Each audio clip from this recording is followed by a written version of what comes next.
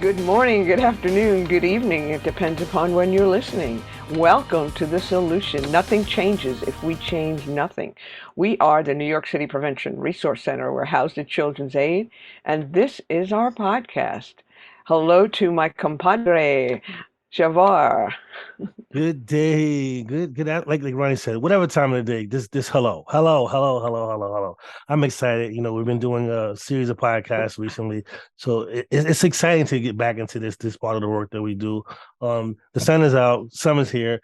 Well, the sun's kind of out, it's iffy, but the warmth. I like the warmth and I'm happy about that. The important part is the for me at least, is the information that we've been putting out over the past few podcasts and the ones that are to come. Like that's really because I'm all about learning and new things and engaging and figuring out how that stuff can translate to real world activities. And today's guest is going to be just as interesting also. Yeah, I've been very excited by a lot of the things we're covering. These are not easy topics. They're hard, Mm-hmm, they're heartbreaking, but they're also very empowering because mm-hmm, we're about the solution and it's about changing things. And all of the topics we've been talking about are talking about a changing landscape mm-hmm. and new ways to approach these landscapes. It's scary when we look at what's happening. People are really, really suffering. And when people suffer and times are hard, see a lot more drug use. And we're seeing a lot of scary substances out there. And at least we're trying to look at ways that we can get people help and give them some resources and look you know, at, at trends that are happening throughout our city that might make a difference. You said something about seeing, right? And I mentioned also the change in the weather. Those things will change. Like the site will become even more because people will be more outdoors. But warm weather, the weather, you'll see people. You'll see more people. Whether they're using people in general, how people are interacting. And the important part is how do we interact with each other? If we see someone who's struggling, how do we Exactly. support them? You know, and you're gonna, and it's not that Yeah. those people are a burden. Like they're people, like I just said, like this is the circumstance and the situation that people are given. So, the weather's changed, like I said, housing is different. So people may be instead of staying in the shelter or at someone's home, they may be outside.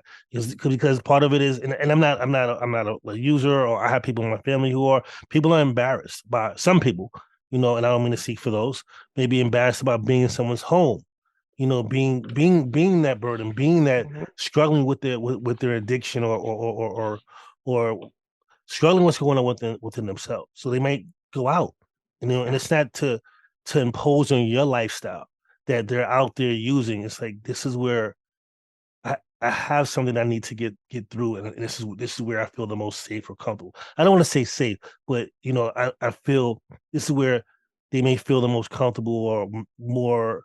Because again, you don't, like I said a moment ago, you don't want to be a burden. And this is for any walk of life. You don't want to be a burden, or you don't want to put people around you in an uncomfortable position. Although being outside may make other people uncomfortable, but I'm pretty sure that's not these people's intentions. And if it is, that how do we still support them? Because that's the one thing when you do get to the root of it, like we said in almost every episode, each person is a human. They want support. They want to be talked to. They might be angry. They might why are you talking to me? But when you actually get to the root of it, they will all once. Everyone was once a child, right? Hmm. Everyone was once a teen, a young adult, or whatever the case may be. And throughout that, every stage of your life, you looked up to someone. You looked for someone to talk to. You look for someone to have empathy for you, to someone to feel for you. And granted, whomever is going through whatever struggles, and they want that too. I'm pretty sure. I'm pretty Well, I sure. think that Go you ahead. I'm make a sorry. really good point. You know, everybody wants to be treated with respect and dignity. Mm-hmm. And just because somebody has a disease that's known as addiction, it's a disease. Mm-hmm. The bottom line is people don't start out wanting to be addicted. I've always said that people who use drugs have one thing in common. They want to change the way they feel for Mm-hmm. whatever reason. That could be different. And whoever the person is, it's important to treat them with respect. And Mm-hmm. remember that they're human. They have dreams. They have aspirations, just Mm-hmm. like you. They just, Mm-hmm. have something that is really bringing them down in life. And, just I think I shared with you last week when I was coming to the office one day, and um, a guy came up to me and said, "I'm homeless. Can you help me out?" And I tried to, carry extra fruit. I try to carry some Mhm. dollar bills so that maybe, if I have a little extra, I can share it. So he started to give up. I said, "No, no, no, wait, wait, wait," and I talked to him for a little bit, and I gave him some money, and not a huge amount, what I could handle. And he just thanked me profusely, and he said, he was a big guy, and he pointed to someone else, and he said, "You see that guy over there? That's my brother. Yeah, And you you, remember you telling me just so that. you know, yeah, we've got your back. If you have any issues, you have any problems, we're here for you." Hmm. And I thanked him, and he gave me a fist bump, and I just said to him, I just hope that things get better for you, and I'm going to keep you in my prayers. And we just shared a smile. We shared a human moment, and I felt as close to him as to anybody else I can be close to. Hmm. It didn't matter that he was struggling. I could be there to give him a smile. I could acknowledge who he is. Sometimes that makes a person's day. I may not be Absolutely. able to change his circumstances, but I can certainly change them for that moment. Hmm. And Hmm. that's what I strive to do. It's difficult. I So, feel badly. Ronnie, I don't think you noticed this time it wasn't me. Like, I did notice. I saw your smile. I knew exactly what you were thinking. Yes, every time our guests arrive, usually Chevar is speaking, but today it was me. So why don't we let our guest in? We'll ask I'll her to just introduce give me herself when she one gets here. moment and I'll let her in. I'll never live this one down. You know that, right? But that's okay, Shivar. I owed you one. Good afternoon. How are you? Hi, I'm good. How are you? I'm doing well. We're glad you could join us today. We were schmoozing a little bit about stuff beforehand. We were laughing Love because schmoozing. schmoozing's so important. But it's always Shavar who's speaking. When our guests arrived today, it was me, so he had to tease me a little. But we're glad you could come. Would you please introduce yourself to our listeners and our viewers and tell them what you do? Yes. Can you hear me? The sound is okay? Yeah, we can hear you. Okay. Okay. My name is Toni Smith. I'm the New York State Director at the Drug Policy Alliance. So the Drug Policy Alliance, we are a national organization. We engage in policy advocacy around drug policy issues. So that includes policies related to how we respond to drug use as a society, ranging from harm reduction services to how we criminalize or do not criminalize the use of drugs, to how we address the drug market, increasingly how US policies impact international drug policies. And so we really have a national lens and increasingly also an international lens. We are a US based organization, and I am the New York State Director. And so my job concerns all things New York State. My focus, so I've been in this position for a year, and my focus for the last year has been mostly on the increasing overdose crisis and how it has impacted people in New York and what we in New York are doing to address that crisis, but also more broadly, how we are addressing drug use and people who use drugs and making sure that we are doing so in a way that is dignified and humane and consistent with the kind of basic needs that all of us need as human beings.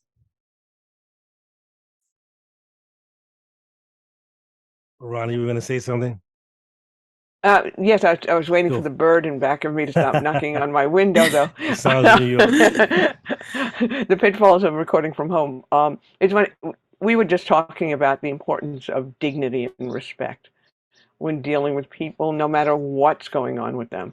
How so often, people will not give that to someone who's homeless or someone who's, suffering from the disease of addiction. And just how important it is to remember that people are human, and we didn't, all start out wanting to go down that path, but that dignity and respect is so crucial, and that's why I love, what you're doing. And I was reading the some of the information you sent to us. And I started out in 2003 in Portland, Maine, as the coordinator of all of the substance misuse prevention services for the Portland Public Health.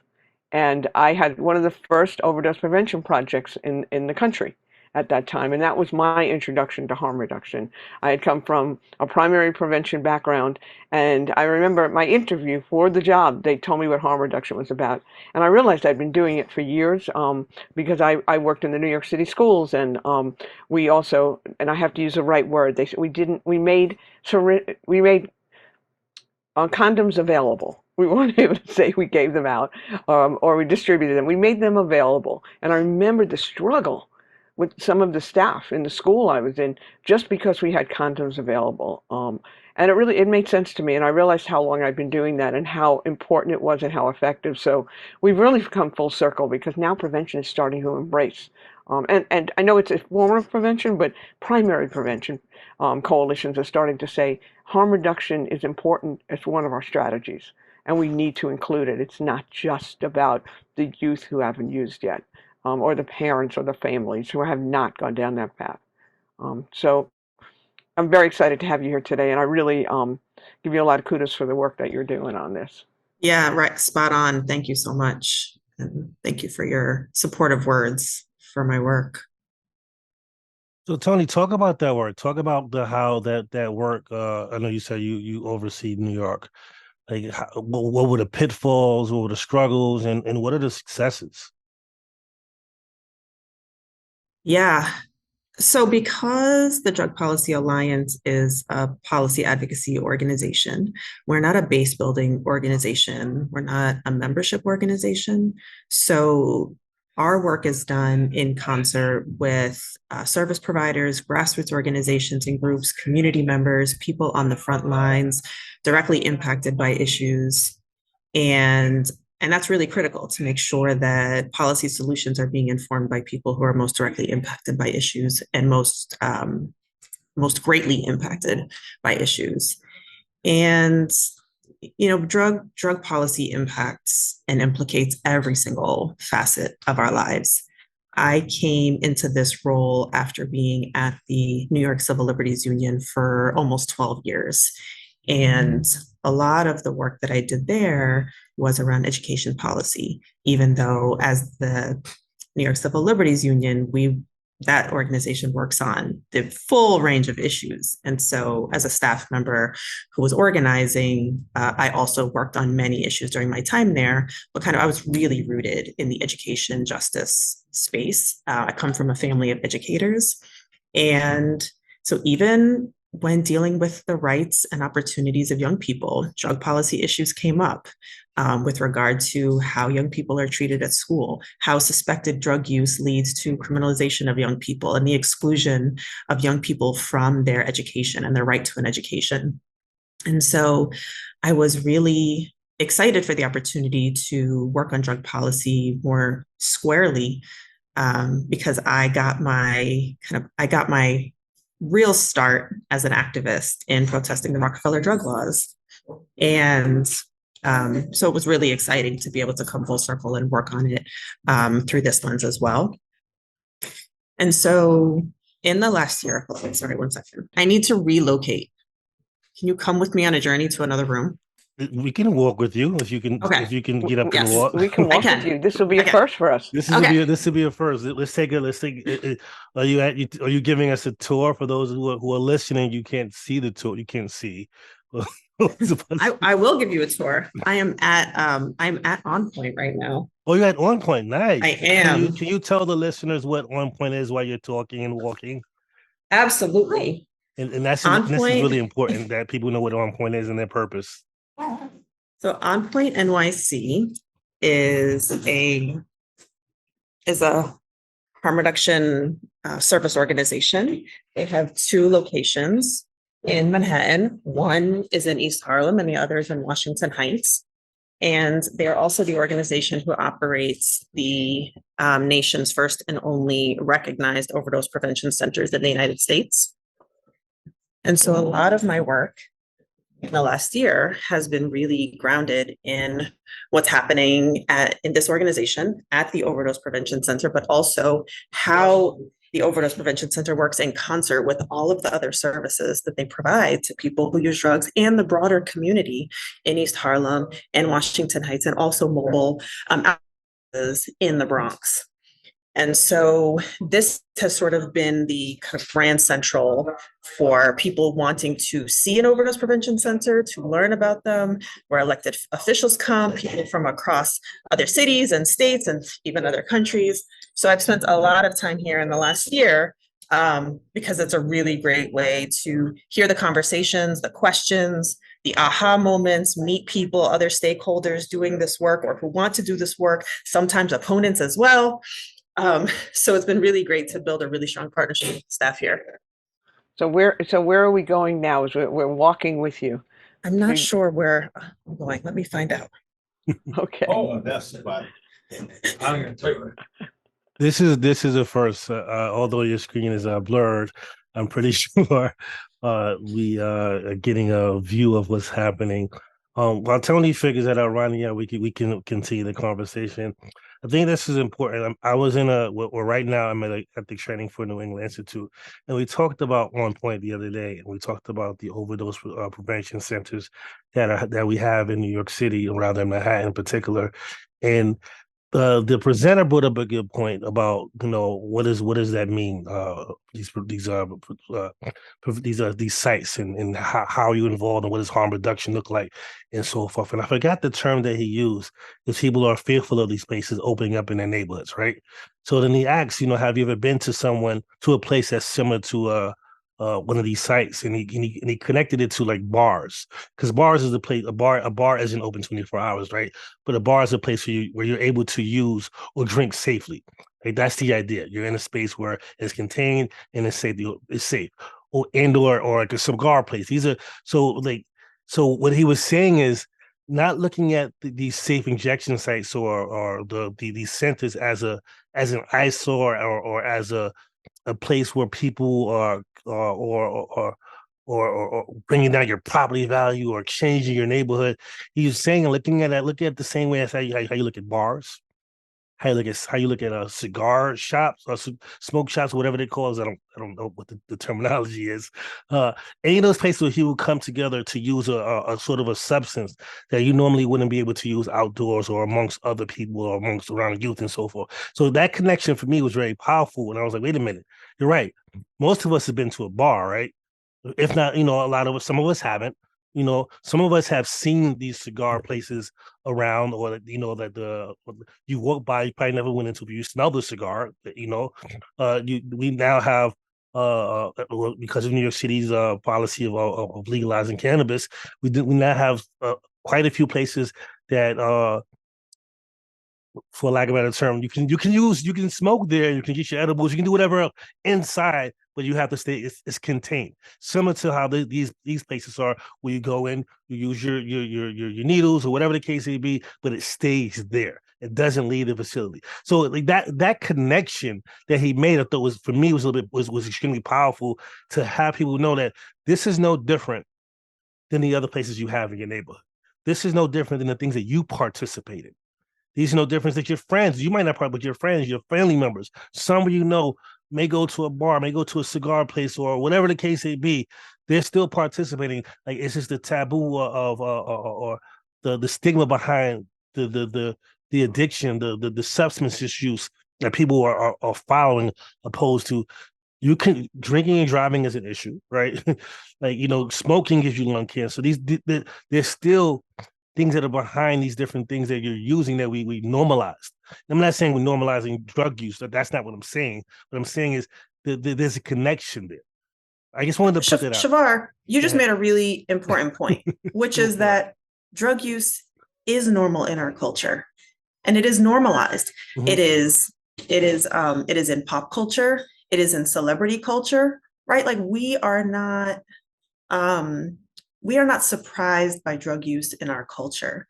And even drug use itself is not always stigmatized. When it's certain drugs being used by certain people who have access and resources and wealth in our society, then it is not stigmatized, right? And we fully accept as a society that there are places where people with resources and wealth can go when their drug use becomes unstable or chaotic or unworkable within the balance of their lives. We hear it all the time. So-and-so is at this facility getting well. This person is at this facility getting well, right? What we're talking about here are, again, the way people who are denied access to resources in our society, people who are kept in poverty, who are kept from opportunities, and who are pushed outside of the fabric of our society, where they are more visible. We all know people who use drugs. We all know people and that includes people who use alcohol, right? That includes, we all know people who just need to have their sugar fix for the day. Like all of us have the thing that kind of helps us to find comfort throughout the day, right? Help us to deal with the things that are difficult about life. And people use drugs for a variety of reasons, sometimes to deal with pain and trauma, sometimes recreationally for other reasons, right? So when we're talking about stigma and punishment and criminalization, we are talking about the people in our society who don't have the benefit of having a private space to do the most intimate parts of their lives. People who are homeless, housing unstable, people who are, right, who perhaps are employment unstable, and who are not given a place where they are allowed to just be, whether or not they use drugs.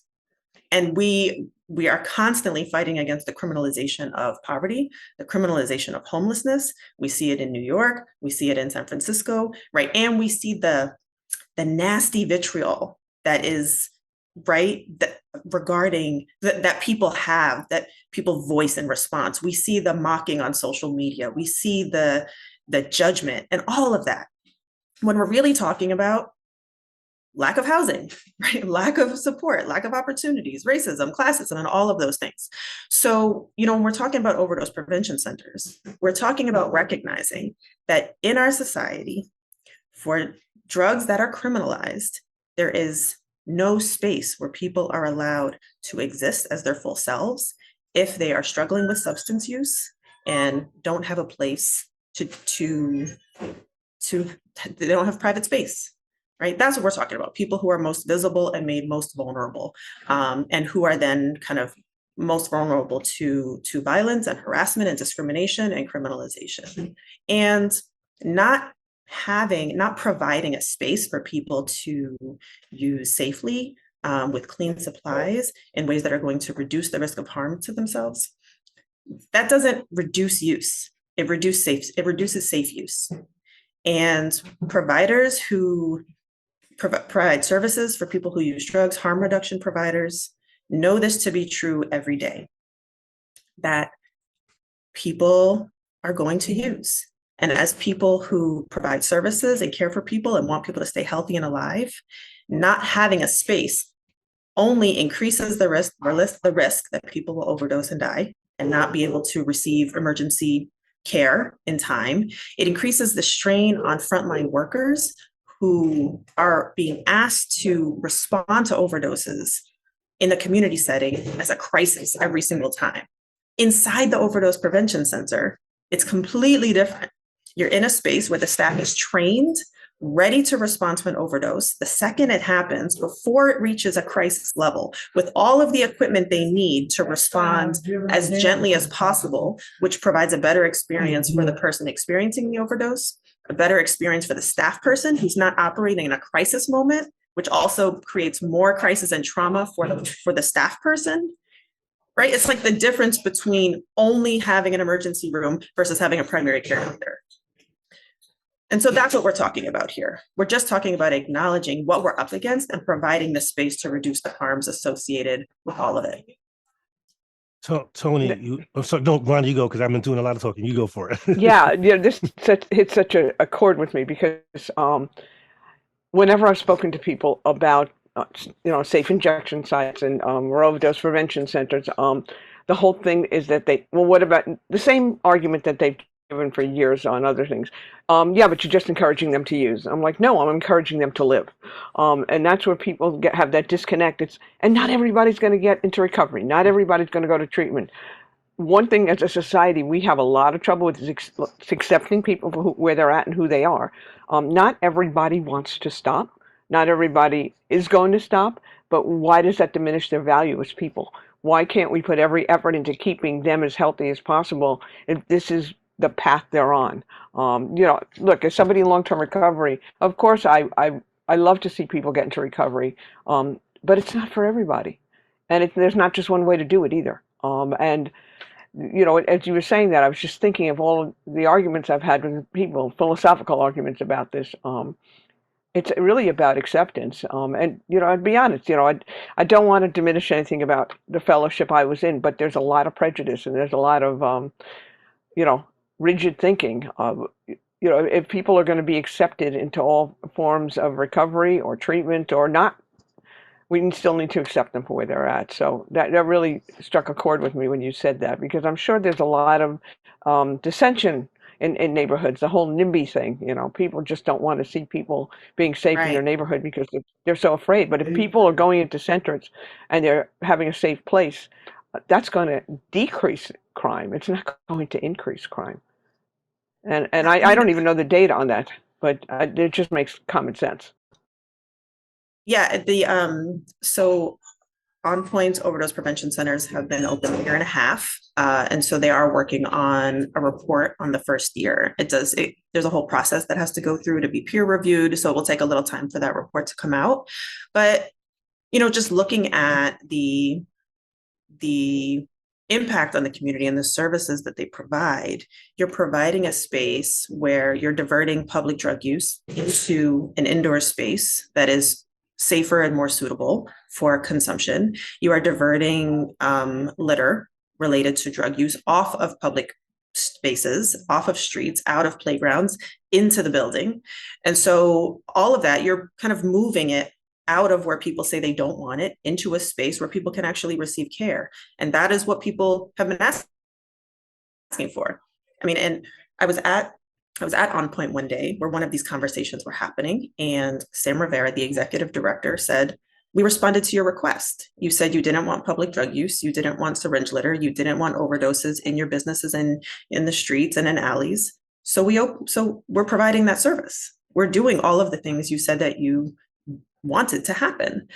And so, and the other thing I wanted to say is I can't count how many times in response to opposition to overdose prevention centers, people say, so in response to that, Sam Rivera, the executive director, said, "We responded to your request. You said you didn't want public drug use, you didn't want syringe litter in your neighborhoods and your playgrounds, you didn't want people overdosing in your businesses and on the streets and in alleys. So here we are, right? We're providing all of the things you said you didn't want to happen in your community." And the other thing that's really interesting and unfortunate is that something we often hear from people who have misconceptions about overdose prevention centers is that we should just send people to treatment instead. And right, we know that treatment is not a quick fix. And if we actually spent a moment and really thought about our own experiences and the things that we want to be different about our own lives, how often is it that the moment we say we want it to be different is the moment it actually changes for good? Never. How many times do we say, "I'm going to exercise tomorrow. I'm going to change my diet tomorrow. I'm going to go look for this. I'm going to go pursue my dreams tomorrow. I'm going to change jobs," whatever it is. How often is it that you set a course on this new path and never every day and right every single day, every single day. And so we know this to be true with regards to substance use and addiction as well. It's, it doesn't feel like an honest argument because we know this to be true about human beings, but for some reason, people who use drugs are not given the same dispensation, benefit of the doubt, and care and time to have that, to go along that process of wellness and what that means for each individual. Toni, I have a quick question for you because we want to wrap up soon, but I have a question because you kind of alluded to this earlier. Well, you said it, but you didn't say it. Give us some like the myths around these centers. Because he will they think, like you said, that the idea is that, oh, the centers are here, so now you're promoting drug use. Myth, right? Can give us That's a myth. Like, we're not telling you this is, they're using, but inside, but it's not outdoors. Like, give us the myths and some facts about, like, the reduction of use outside, if you can. So give us a few myths and a few facts. Sure. Yeah, absolutely. Myth one is that you are creating conditions that don't already exist in the community. And so at On Point's East Harlem location, they're located on 126th Street between Park Avenue and Lexington Avenue. Anybody who knows East Harlem, and I do, I've spent most of my life in East Harlem, knows that none of this is new in East Harlem, as is true for many of our neighborhoods across New York and across the country. So I brought my brother to visit On Point many months ago, who we didn't grow up together, right? So he lived in this area in East Harlem, in towers nearby. And he walked up the block to the building and he was like, 126th Street? Oh no, you didn't walk down 126th Street back in the day. Like, everybody knew you don't walk down 126th Street. And so all of these kind of, every time there are assertions that these conditions are somehow new, right? That the presence of people who are visibly struggling is somehow new to the block or new to the neighborhood, are just false. We know this to be true. And in many ways, the conditions on the block have improved over the years. Now we can have a separate conversation about what the pandemic has done to communities across the country, right? That's us. We can have a conversation about that, but that is separate from a conversation about a service provider adding services to a community where that service is needed. And I have been talking to community members who live on this block, and they can talk about, yeah, these are issues on the block in the community. They're not new. We want to find ways to address them, but they'll also say, I see less people using publicly. I see less people overdosing. I see less litter on the corner. So anecdotally, we know this, we hear this from community members. And when the 1-year report comes out, we will have more comprehensive data to back that up. So that's one of the misconceptions or myths. Another myth is that providing a space for people means that they'll do it more. And actually, Ronni, you started out by talking about sex ed and safer sex ed practices. And so we can apply this in other areas where providing supplies and safer access does not increase risky behavior. It actually reduces risky behavior and it increases health. And so the same is true here. I have spent probably almost every business day at On Point for the last year. And I can tell you something that the staff always says is that inside the Overdose Prevention Center, the drug use is the least interesting thing happening there. Because what's happening there is people are building community, they're being connected to services, they are seeing themselves differently. There have been some really amazing anecdotes about someone kind of commenting on their own use over time and the staff being able to look back at their data, because every time someone uses the space, they're filling out a piece of paper to say, here's what I'm going to use, here's how much I'm going to use, here's the modality in which I'm going to use it. And so the staff is able to show people over time, look, your use has reduced. And people can begin to see for themselves how their habits have changed, how they've become more stable. And so similar to what we know about human beings, when people have more community, more care, more love, more dignity, then that is part of health. That is part of how we become healthy and stay healthy. And we should all be well aware of that amidst the growing conversation about mental health and mental health crises in the country, made more visible by the pandemic. And so the same is true here. You're forming community, you're providing services, you're treating people with dignity, you're calling them by their names, you're recognizing when it's their birthday. These are very small but critical experiences that are at the core of what it means to be human and what it means to have connections and relationships. Ronni, you wanted to say something? I saw you smile. Well, it's so powerful when you hear those words and when people look at it through that perspective. It's just, don't we all deserve that? It just, that, what keeps going over and over in my head, and just the whole idea. If it was a more socially acceptable disease, people wouldn't have a problem with it. there's infusion centers where if you need to do infusions, you can go. And we've accepted that for a long time because society approves of that. Or when people need to go for dialysis, but people are getting medically necessary services, and because of the stigma, and look, I've dealt with the stigma. Even though I've been in recovery a long time, trying to start a recovery center in Maine. We started in Portland, Maine at the time when I was there. One that's now one of like 10. This is in the early days of that. People didn't want to rent to us because they didn't want those people in their neighborhood. And I'd look at them and say, "You mean people like me?" So it just that's at the crux of it all. It truly is. But just wanted to react to that. And Chevar, you look like you had. I could see the smoke almost coming out of Chevar's ears when he's got a question he wants to pop. No, I have one last question because you said there's currently two in the city, and when those two are both located in Manhattan, Upper Manhattan, which is Harlem, and in Washington Heights. What are there? You could do this quickly. Are there talks about opening up or in other parts of the city or other parts of Manhattan? And what does that look like? Or is it still pushback and people waiting for data? Or is it what's happening with that? So glad you asked that question. So there's a bill in the New York State Legislature called the Safer Consumption Services Act, which would provide state authorization for more overdose prevention centers to be added as an expanded service for existing syringe service providers. So across the state, there are, I don't have an exact number, maybe 25, 26 syringe service providers across the state.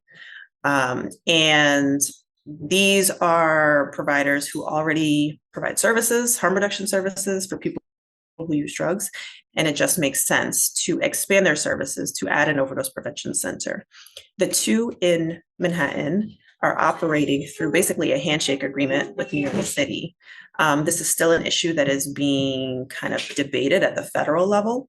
It is interpreted to still be illegal at the federal level in violation of the federal crack house statute, but it is currently operating in a legal gray area because that is an interpretation of a law that was from an era that we are not in right now. Right now, we are in a growing overdose crisis, and we need different interventions to address that.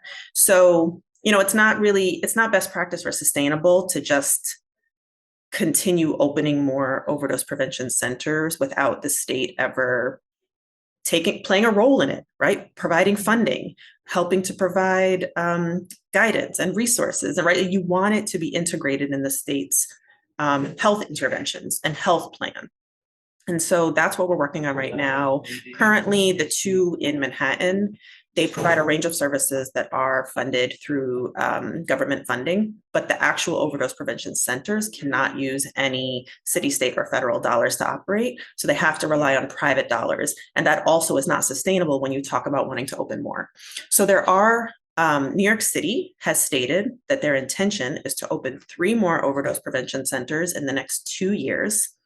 But again, they are also asking the state to take action to authorize them at the state level, which opens up pathways for funding them, because the city also needs that avenue to use its own dollars. And there are dollars available through these opioid settlements, of which New York State has a total of about $2.5 billion, which are available for addressing the overdose crisis. So yes, state authorization can happen through the legislature passing legislation. It can also happen by the governor issuing an executive order declaring a health emergency. So there are multiple pathways that we could get to authorizing overdose prevention centers, and we are pushing for that to happen as quickly as possible. All right, we're about at that time. I have one last question for you. This is an important question. Not that the other ones weren't. This one is important also. So, Toni, think back to when you were 7, 8, 9, 6. I don't know, however long ago. I know it wasn't that long ago. Whatever. However long ago that was. When you were that age, when you were the young Toni back then, yesteryear, what did that young Toni want to be when they became an adult? Whether like me, I wanted to be a firefighter and a NASCAR driver. I'm neither one of those. Because I live in the city, there's no cars to drive around fast. So like what did Toni want to be when Toni was the youngster in elementary school? Okay. Well, I already said that I come from a family of educators, New York City public school educators at that. So the only memory I have of declaring something, a career I wanted, was I wanted to be a teacher. I think I was 5 when I said this. And I remember the reason being because I wanted to tell people what to do. So I didn't become a teacher. I'm the only one in my family who's not a teacher, but I did go into kind of education policy. But guess stuff. what? You did part of it. You still get the people to tell people what to do. I try to be collaborative, but I'm sure it came off of But you're being also in class teaching. one day and having a Go teacher ahead, say Ronnie. something Go ahead, to Ronnie. me. Go ahead, Ronnie. Yeah. Go ahead. Go ahead. Yeah, I mean, you're teaching people though. I mean, teaching like prevention can be across many spectrums, and just today you've taught us so much, and hopefully our audience. So, and you're doing it across the city. So you're teaching, but just in a different format. Thank you. But That's before a better spin. That's a better spin. You like that? Right. Yeah. I teach people. I don't tell people what to do. I teach people. You teach them, and then Yeah. they come. Yeah. It's a But better if spin. people do want to weigh in on this, or they want to find out more information, is there going to be any kind of public hearing, or how do they go about doing that? Because I know a lot of people want to know more. Some people want to speak out either for it or against it, and everyone, I guess, has that right to really talk about it, even though we hope that more and more people will come to support this. So what can they do? What's the next step for them? Well, I'm always happy for people to reach out to me. I love engaging with people one-on-one or in groups or whatever. My email address, if I dare to provide it, is tsmith, SMITH, at drugpolicy.org. I also think people can connect using Twitter. If you're someone who still uses Twitter, there's always, you can direct message there. The handle is at DPA_NY.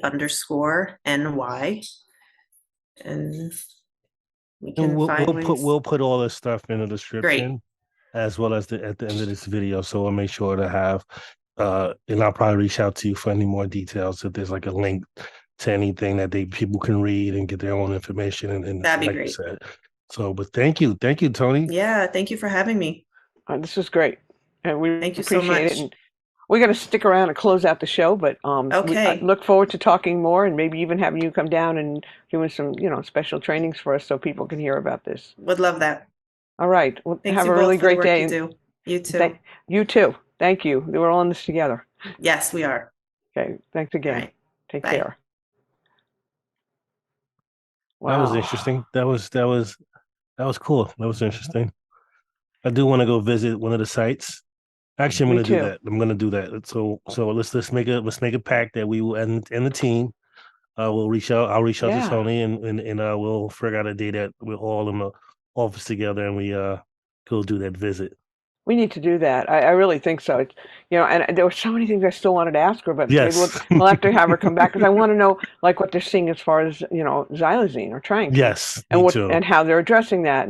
But I do want to visit the centers, and see the work in progress. It's a medical facility, and that's how I believe people need to look at it, not as like some awful thing that coming into our neighborhood to turn everybody into drug addicts. No, it's about improving the environment in your neighborhood. And when I say environment, I don't mean the environment as we think of it, the climate, the culture, the way your neighborhood exists and feels, and bringing help to people where they need it. It's like saying, like you said, is bringing that to the neighborhood and people become users. There's gyms in every neighborhood. Everyone doesn't work out. Good point. There's bars in every neighborhood. Everybody doesn't drink. So, in the places walking distance from my headquarters. So I'm sorry, Ronnie, go ahead. No, I'm just to give all the things in people's neighborhood that people like to, stay away from and often demonize, and most people don't use it, the things that are in that utilize them. So no matter how socially acceptable they are. So we really need to be out there dispelling myths, but that was great. And I learned a lot as always. No, I learned a lot also. And I think I have an idea. I'll share with you offline. I don't want to give our ideas away, but I have an idea like that I wanna do, and we can talk to Toni and On Point, maybe having On Point someone from On Point come in the future so they can give more detail of what they're seeing, because they run a facility. I think that'd be a great idea. I love that idea. All right, well, here we're at the end of another episode. We talk about prevention, and isn't prevention saving lives in Mm-hmm. every way, shape, and form, and educating Mm-hmm. people. And I believe we have, done a lot of that today. So as always, it's a pleasure. And why don't you take us out? This is the solution. Nothing changes if we change nothing. You guys have an amazing day. You too. We'll see you soon.